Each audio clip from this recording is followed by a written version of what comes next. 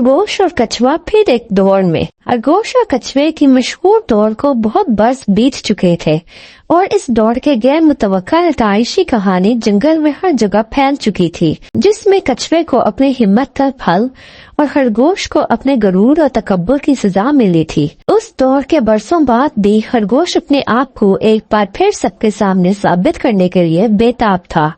एक दिन जब कछुआ जंगल में दरिया के किनारे पत्ते खा रहा था तो खरगोश ने दोस्ताना अंदाज में कछुए से कहा, अरे दोस्त, क्या कहते हो, क्या हम एक और दौड़ लगाएं?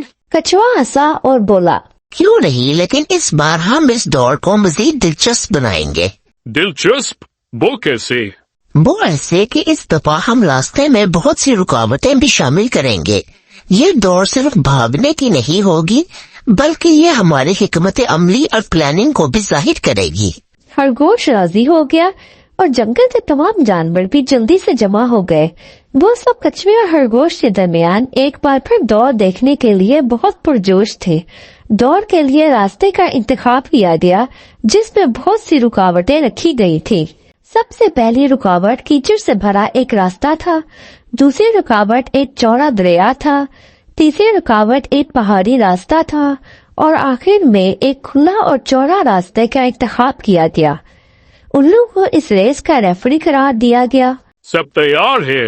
1, 2, 3, गो! रेस शुरू हुई तो हस्मे मामूल खरगोश बहुत तेजी से भागा और कछुए को पीछे छोड़ दिया।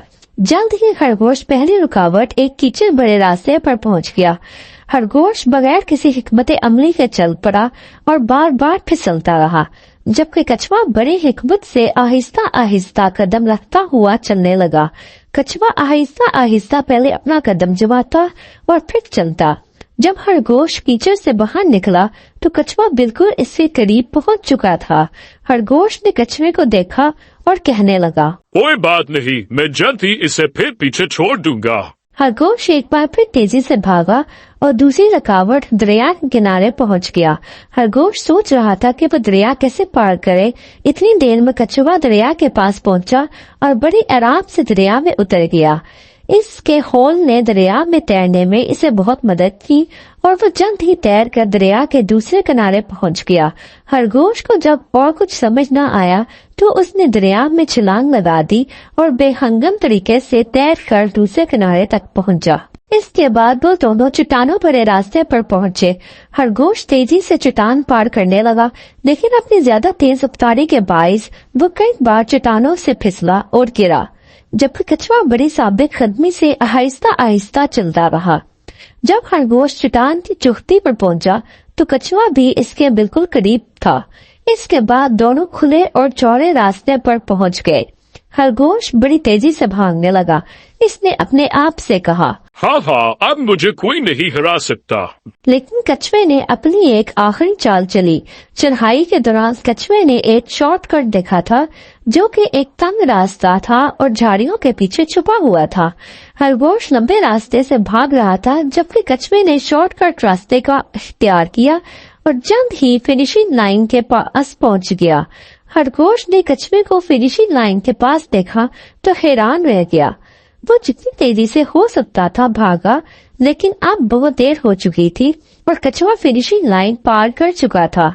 तमाम जानवर खुशी से झूम रहे थे।